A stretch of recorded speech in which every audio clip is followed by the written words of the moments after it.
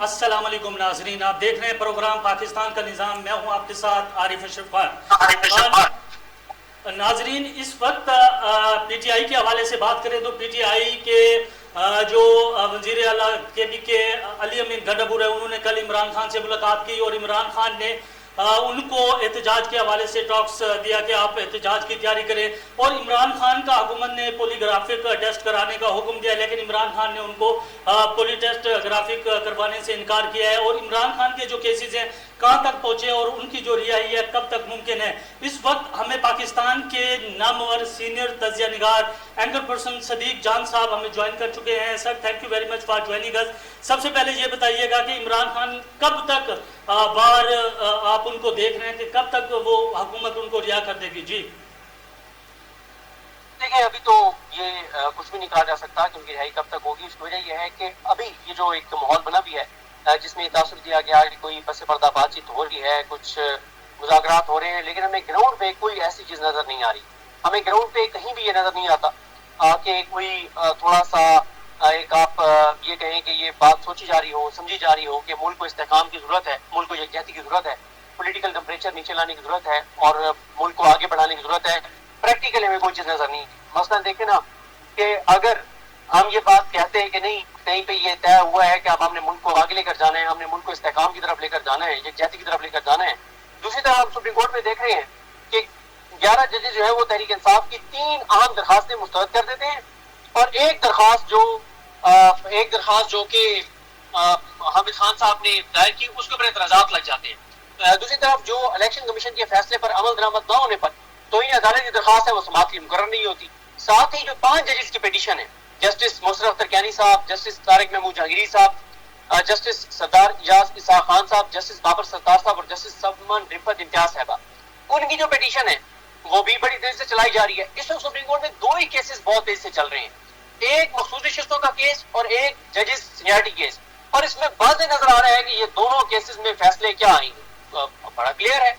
मखसूस नशिस्तों में नून लीग के वकील बता रहे हैं कि जस्टिस ज़ुमरुद्दीन खान साहब जिन्होंने हज पर जाना है, वो हज पर जाने से पहले इंसाफ करके जाना चाहते हैं। वो नून लीग और पीपल्स पार्टी की दरखास्तें पेंडिंग होने का बोझ अपने कंधों पर लिए वो हज के लिए नहीं जाना चाहते। वो जब उस बारगाह में पेश होना चाहते हैं तो वो सुखरू होकर पेश होना चाहते हैं कि नून लीग और पीपल्स पार्टी मेरे पास आए और मैंने उनको मखसूस नशिस्तें दे दी तो मैं सुखरू हो गया हूँ। तो वो सुखरू होकर हज के लिए जाना चाहते हैं अमीनुद्दीन खान साहब। नून लीग के वकील खुद ये बता रहे हैं, बल्कि नून लीग के वकील ये बता रहे हैं कि जस्टिस मोहम्मद अली मजहर साहब, और ये ट्वीट्स कर रहे हैं ओपनली, ये नहीं कि ढके छुपे, जस्टिस मोहम्मद अली मजहर साहब और जस्टिस हसन नजर रिजवी जो उन 8 जजेस का हिस्सा थे जिन्होंने पीटीआई को मखसूस नशिस्तें दी थी, उनके बारे में बताया जा रहा है कि वो भी अपना फैसला तब्दील कर लेंगे और वो अपना फैसला तब्दील करके और वो भी मखसूस नशिस्तें जो है वो नून लीग पीपल्स पार्टी को दे देंगे। तो अगर ये मामला इस तरह से चल रहे हैं तेजी से कि आपने मखसूस नशिस्तें नून लीग और पीपल्स पार्टी को देनी है, तो इसका क्या मतलब है? इसका वाज़ेह मतलब है कि फैसला यही हुआ है कि हमने जो एक पॉलिसी चल रही है इसको कंटिन्यू करना है। और फिर 5 जजेस जो अपने हलफ से वफा करने वाले हैं, जो अपने हलफ के साथ खड़े हैं, जो आइन के साथ खड़े हैं, जो पाकिस्तान के साथ खड़े हैं, जो पाकिस्तानियों के साथ खड़े हैं, और उनके खिलाफ फैसला आने वाला है। तो फिर कैसे आप ये समझते हैं कि चीजें बेहतरी की तरफ जा रही है? ग्राउंड पे प्रैक्टिकली हमें कोई ऐसी चीज नजर नहीं आती। मसलन शाह महमूद कुरैशी साहब, यास्मीन राशिद साहबा, इजाज चौधरी साहब और उमर सफरासीमा साहब, मीर महमूद रशीद साहब, उनके केसेस उनकी जमानतें नहीं हुई। फिर इसी तरह से आप देखें जो मिलिट्री कोर्ट्स वाले हैं उनकी अपीलें नहीं लग रही। जो गुजरांवाला में 9 मई की एक केस के फैसले में जिनको सजाएं हुई उनकी अपीलें नहीं लग रही।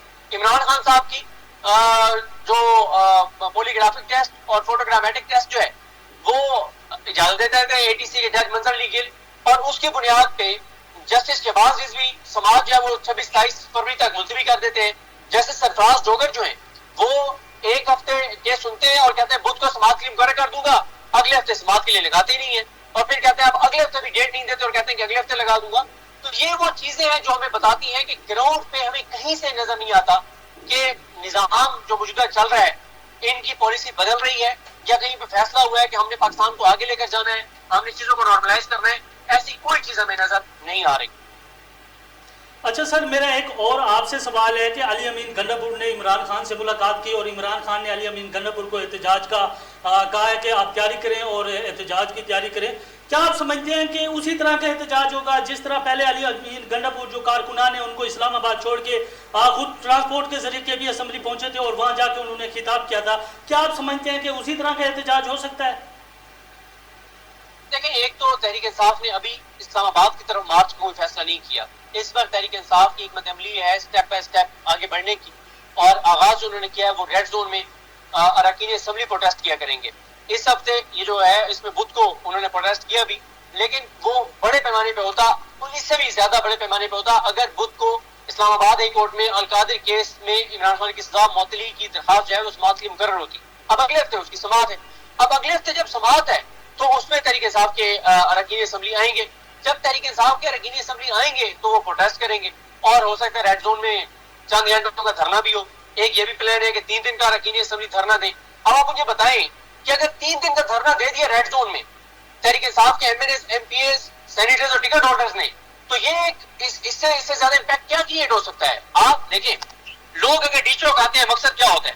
ایک چیز کی ریئلائزیشن کرانا، دباؤ بڑھانا، انٹرنیشنل میڈیا کی خبر بنانا، ایک دباؤ عدالتوں پر بڑھانا، ججز کو ایکسپوز کرنا. تو یہ اراکین اسمبلی اگر بیٹھ گئے 300-350 M N As, M P As اور سینیٹرز اور 700-500 اور ٹکٹ ہولڈرز بیٹھ گئے، یہ 700-800 لوگوں کا دھرنا اگر ریڈ زون میں ہو گیا 3 دن کا، تو 24 گھنٹے اس دھرنے کی کوریج ہوگی سوشل میڈیا کے اوپر، میڈیا پہ تو نہیں ہوگی، تو دباؤ تو بڑھ جائے گا.